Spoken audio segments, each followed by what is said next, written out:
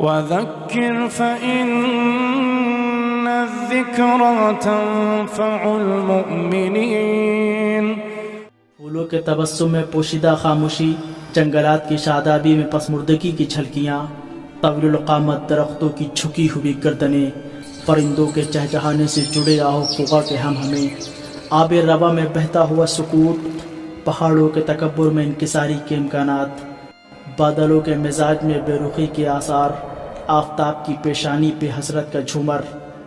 چاند کے سینے میں دفن تاریکی، یہ سبھی کچھ دو باتوں کی طرف اشارہ کر رہا ہے، کسی کے فراق کا غم اور کسی کے دیدار کی امید و انتظار۔ سبھی اپنے جذبات سمیٹے ہوئے اپنے فرائض کی ادائیگی بخوبی کر رہے ہیں، اپنے اپنے انداز میں اپنے محبوب کے منتظر ہیں کہ کب پردہ ہٹے اور نگاہیں جمال منتظر کے دیدار سے روشن ہوں۔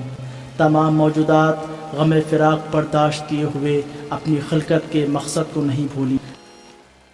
نہ پھولوں نے خوشبو کے دریچے بند کیے اور نہ درختوں نے اپنا سائبہ سمیٹا، نہ پانی اپنے فیض سے دستبردار ہوا اور نہ پہاڑوں نے زمین کے توازن پہ کوئی آنچ آنے دی، نہ آفتاب نے تھکن ظاہر کی اور نہ چاند نے اپنے چراغ گل کیے۔ سوال یہ ہے کہ ہم نے کیا کیا، جبکہ ہمارے سامنے معصوم علیہ السلام کی وہ حدیث جس میں ارشاد ہوتا ہے نفس المحموم لنا المختم لظلمنا تسبیح وہمہ لامرنا عبادہ، ہم پر ہونے والے مظالم پہ غمزدہ انسان کی سانس تسبیح ہے اور ہمارے بارے میں اس کی رنجیدگی عبادت ہے۔ پھر ارشاد ہوتا ہے افضل العبادت